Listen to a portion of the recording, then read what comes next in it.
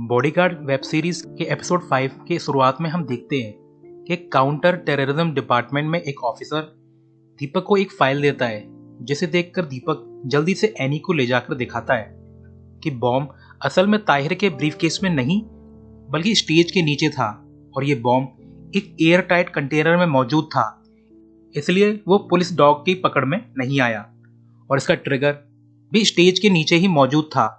जैसे ही ताहिर स्टेज पर आया तो प्रेशराइज होकर बॉम्ब ट्रिगर होकर ब्लास्ट हो गया।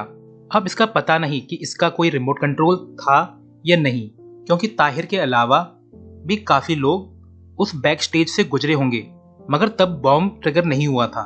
फिर काउंटर टेररिज्म डिपार्टमेंट के ऑपरेटर सेंट मैथ्यूज कॉलेज के अंदर और बाहर की सीसीटीवी फुटेज चेक करते हैं, तो इन्हें पता चलता है कि किसी ने कॉलेज की सीसीटीवी फुटेज के साथ छेड़छाड़ की है।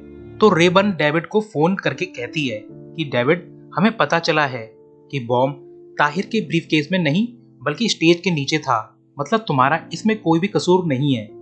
क्या तुम काउंटर टेररिज्म डिपार्टमेंट आ सकते हो? और इसी वक्त एक आदमी डेविड पर दूर से नजर रख रहा था। फिर डेविड रेबन से मिलता है तो वो कहती है कि डेविड, मुझे तुम्हारे रिचर्ड लॉन्गक्रॉस वाली थ्योरी पर विश्वास है। क्या तुम मुझे रिचर्ड लॉन्गक्रॉस की हुलिया का डिस्क्रिप्शन दे सकते हो? तो डेविड के बताए अनुसार रिचर्ड का कंप्यूटर पर एक ई फिट बना लिया जाता है और इसी बीच एक ऑपरेटर को स्नाइपर एब्स्टेड के प्रोफाइल मिल जाती है, जो कि आर्मी में रह चुका था और उसका पूरा नाम एंड्रयू एब्स्टेड था। और यही डिटेल रेबन डेविड को भी दिखाती है, जिसे देखकर डेविड घबराने लगता है। शायद अब इन्हें एंड्रयू और डेविड के बीच कनेक्शन का जल्द ही पता लग जाएगा। मगर इसी टाइम रेबन डेविड से कहती है कि मेरे हिसाब से तुम्हें इस केस से हट जाना चाहिए, क्योंकि मैंने तुम्हें होम सेक्रेटरी जूलिया को उनके फर्स्ट नेम जूलिया पुकारते हुए सुना है, यानी तुम्हारा रिलेशन होम सेक्रेटरी से नॉर्मल नहीं था।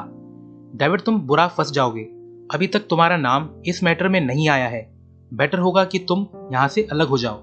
फिर दोनों दोबारा से पूछताछ करने के लिए नादिया के पास जाते हैं और उसको फोटो दिखाना शुरू कर देते हैं, मगर वो मना करती जाती है और उसे एंड्रयू का भी फोटो दिखाया जाता है और वो मना कर देती है। मगर लास्ट में डेविड नादिया को रिचर्ड लॉन्गक्रॉस का फोटो दिखाता है, जिसे नादिया पहचान लेती है और कहती है कि इसी ने मेरे हस्बैंड को ब्रीफकेस दिया था। और इस इंटरव्यू की वीडियो रेबन दीपक को भी दिखा देती है और डेविड रिचर्ड को भी ढूंढने के लिए कहता है, मगर दीपक डेविड को अपने ऑफिस से भगा देता है। फिर डेविड एक कैफे जाकर उस इंफॉर्मेशन को सर्च करता है जो उसने जूलिया के टैबलेट से पढ़ी थी, जो जूलिया को रिचर्ड लॉन्गक्रॉस ने दी थी। और डिटेल सर्च करते करते उसके सामने करंट प्राइम मिनिस्टर का नाम सामने आता है कि करंट पीएम ड्रग्स लेते थे और उन्होंने एक लेडी को इनडिसेंटली असॉल्ट किया था। और यही ब्लैक मटेरियल यूज करके जूलिया ने पीएम को फोर्स किया था हाउस ऑफ कॉमन में बिल पास कराने के लिए। और डेविड ये इंफॉर्मेशन चेक करके निकल जाता है यहाँ से। तभी रिचर्ड और दो एजेंट्स कैफे आते हैं और जल्दी से उस कंप्यूटर को चेक करते हैं जहां से डेविड ने नेट चला रखा था, यानी इन लोगों को पता चल गया था कि पीएम के बारे में कुछ सेंसिटिव इंफॉर्मेशन सर्च हो रही है। तो डेविड एक जगह छुपकर इनकी कार का नंबर नोट कर लेता है और अपने डिपार्टमेंट जाकर सर्च करने का ट्राई करता है, मगर किसी ने सर्च को ब्लॉक कर रखा था। और इसी वक्त पुलिस चीफ एनी को फोन करके बताती है कि डेविड अभी अभी डिपार्टमेंट में आया था और कुछ इंफॉर्मेशन सर्च कर रहा था। फिर डेविड को एनी अपने ऑफिस बुलाती है और यहाँ पुलिस चीफ भी मौजूद थी। एनी पूछती है कि तुमने इस रिचर्ड लॉन्गक्रॉस की फोटो नादिया अली को दिखाई थी, तुम्हें क्या पता चला उस रिचर्ड के बारे में? तो डेविड बताता है कि रिचर्ड जरूर सीक्रेट सर्विस का ऑपरेटिव है, क्योंकि मैं जब इंटरनेट पे कुछ इन्फॉर्मेशन निकाल रहा था तो कुछ ही देर में रिचर्ड वहां पर पहुंच गया था। तो एनी बताती है कि ऐसा तो सिर्फ तभी होता है जब कोई इंटरनेट पे सेंसिटिव इंफॉर्मेशन सर्च कर रहा हो, या यूं कहो तो सेंसिटिव कीवर्ड्स यूज कर रहा हो। ऐसा क्या सर्च किया था तुमने? तो डेविड बताता है कि मैंने जूलिया का टैबलेट पढ़ा था, उसमें पीएम के खिलाफ सेंसिटिव इंफॉर्मेशन थी, जिस पर एनी अभी भड़कती है कि तुमने ये इंफॉर्मेशन हमसे अभी तक क्यों छुपा के रखी। तो एनी पूछती है, तो क्या सीक्रेट सर्विस वालों ने होम सेक्रेटरी को मरवाया? उससे उन्हें क्या फायदा होगा? इससे तो सिर्फ पीएम का फायदा होगा। तो डेविड दो नाम और ऐड करता है, रॉजर पेनहिलिंगन और माइक ट्रेविस। फिर डेविड उस हॉस्पिटल जाता है जहां मरने से पहले जूलिया एडमिट थी और एक स्टाफ से पूछताछ करता है कि कोई जूलिया से मिलने आया था क्या। तो स्टाफ लेडी बता देती है कि जूलिया का एक्स हस्बैंड रॉजर आए थे और वो होम सेक्रेटरी के सामानों की तलाशी ले रहे थे, जैसे बैग्स, क्लॉथ्स वगैरह। तो डेविड समझ जाता है कि रॉजर वो सीक्रेट टैबलेट ढूंढ रहा था जिसमें पीएम के खिलाफ सेंसिटिव मटेरियल था, क्योंकि रॉजर करंट पीएम का फॉलोअर है। फिर डेविड रॉजर से मिलने जाता है और कहता है, तुम जूलिया के पर्सनल बिलोंगिंग्स में क्या ढूंढ रहे थे, और वो भी तब जब जूलिया मौत की कगार पे थी। सभी लोग जूलिया के लिए वरिड थे, मगर तुम उस टाइम जूलिया के सामान की चेकिंग कर रहे थे, क्यों? तो रॉजर कोई भी जवाब देने से मना कर देता है। तो डेविड यह कहकर निकल जाता है कि अगर जूलिया के मर्डर में तुम्हारा हाथ हुआ तो मैं तुम्हें बर्बाद कर दूंगा। फिर Roger current home secretary Mike Travis के ऑफिस आकर कहता है कि डेविड मुझसे मिलने आया था, न जाने उसे कैसे भी पीएम का कॉम प्रॉम्प्ट का पता चल गया है। दरअसल कॉम प्रॉम्प्ट किसी भी पॉलिटिशियन के खिलाफ सेंसिटिव इंफॉर्मेशन को कहते हैं। फिर डेविड रॉब मैकडोनाल्ड से मिलता है और कहता है कि तुम्हारा जूलिया के मर्डर में कोई रिलेशन तो जरूर है। तुमने ताहिर को वो ब्रीफ केस दिया और तुम उस इवेंट के दौरान वहां पर मौजूद भी नहीं थे, जबकि तुम जूलिया के पर्सनल एडवाइजर थे, और इतनी इंपॉर्टेंट इवेंट के टाइम तुम वहां पर क्यों नहीं आए? शायद तुम्हें बॉम्बिंग का पहले से पता था। तो रॉब घबरा जाता है और कहता है कि मैं सब कुछ सच सच बता दूंगा। नेक्स्ट सीन में काउंटर टेररिज्म डिपार्टमेंट के रूम में रॉब दीपक और रेबन के सामने पूरी कहानी सुनाता है कि कुछ दिन पहले से होम सेक्रेटरी जूलिया MI5 के काफी करीब थी और सारे मैटर में MI5 को इन्वॉल्व कर रही थी, और तो और इस सब में पुलिस और काउंटर टेररिज्म डिपार्टमेंट को इग्नोर कर रही थी।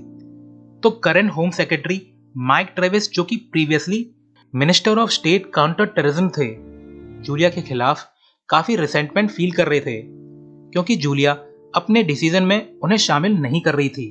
तो माइक ट्रेविस और रॉजर ने मिलकर एक प्लान बनाया जूलिया को एम्बैरस करने का।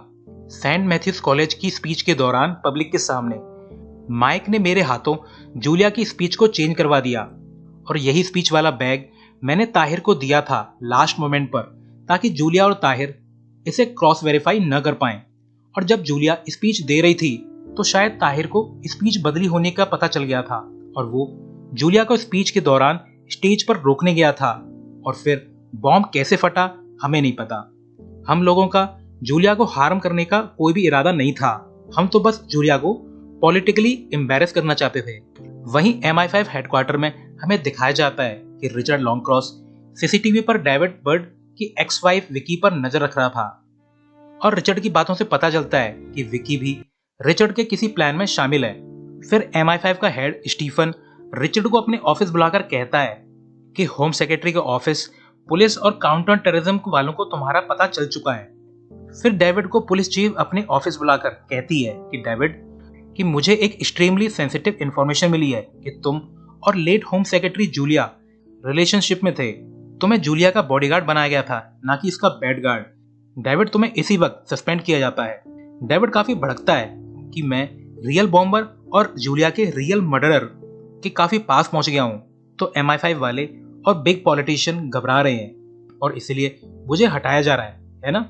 नेक्स्ट सीन में डेविड विकी से मिलकर कन्फेस करता है कि मेरा और जूलिया का अफेयर चल रहा था। तो विकी कहती है कि मुझे पता है, कल एक आदमी आया था जिसने मुझे इस बारे में बताया था।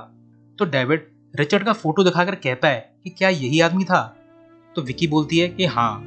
फिर डेविड एंड्रयू के अटैक वाली रिपोर्ट पढ़ता है जिसमें उसे एक राइफल का पिक्चर मिलता है। तो वो एक आदमी से कांटेक्ट करता है वैसे ही राइफल खरीदने के लिए, ताकि उसे पता लग सके कि एंड्रयू ने वो स्नाइपर गन कहां से खरीदी थी। और ये आदमी एक ब्रोकर है जो अंडरग्राउंड गन सप्लाई करता है। नेक्स्ट सीन में रेबन डेविड को इन्फॉर्म करती है कि हमने तुम्हारे घर के बाहर की सीसीटीवी चेक की, तो हमें पता चला कि कुछ लोगों ने काउंटर टेररिज्म वाले बनकर तुम्हारे घर जाकर तलाशी ली थी। डेविड बोलता है कि शायद MI5 वाले होंगे, उन्हें लगा होगा कि जूलिया की टैबलेट मेरे पास है। एक दिन डेविड रेस्टोरेंट में कुछ सोच रहा था, तो चैनल डेसन, जिसे सीरीज की शुरुआत में होम ऑफिस से निकाल दिया गया था, वो डेविड से मिलती है और काफी देर बात करती है। फिर चैनल डेसन डेविड का फोन नंबर भी ले लेती है, मगर जब चैनल जा रही होती है तो डेविड उस पर ध्यान देता है कि चैनल एक रेंज रोवर में जाके बैठी है और उसमें एक आदमी भी मौजूद है। डेविड दूर से उसका फोटो ले लेता है और फिर डेविड इस आदमी की डिटेल रेबन से निकालने को कहता है। फिर इन्हें पता चलता है कि इस आदमी का नाम लूको एकिंस है और ये एक क्राइम लॉर्ड है। तो डेविड और रेबन को डाउट होता है कि एक क्राइम लॉर्ड की गर्लफ्रेंड होम ऑफिस में कुछ तो गड़बड़ जरूर है। और डेविड कहता है कि जूलिया के न्यू बिल पास होने पर एजेंसीज को काफी सर्विलेंस पावर मिल जाएगी, जिससे टेररिस्ट्स को और क्राइम लॉर्ड्स को भी नुकसान है। हो न हो ये ल्यूक भी इस कॉन्स्पिरेसी में शामिल है। डेविड को फिर से पुलिस स्टेशन बुलाया जाता है और पुलिस चीफ कहती है कि डेविड, मेरे सुनने में आया है कि तुमने अपने आप को हार्म करने की कोशिश की है, तो अभी इसी वक्त से टेम्पररी लीव के बजाय इनडेफिनेट लीव पर भेजा जाता है और तुम्हारे आर्म लाइसेंस भी जब्त किए जाते हैं। अब डेविड को डाउट होता है कि ये सब पुलिस चीफ को कैसे पता चला और ये मुझे इन्वेस्टिगेशन करने से कैसे रोक रहे हैं, कहीं ये भी कॉन्स्पिरेसी में शामिल तो नहीं है। रात को चुपके से डेविड जूलिया के अपार्टमेंट जाता है, जहां उसे एक फोटो फ्रेम में वो टैबलेट मिल जाती है। और इसी सीन के साथ ये एपिसोड एंड होता है। Thanks for watching.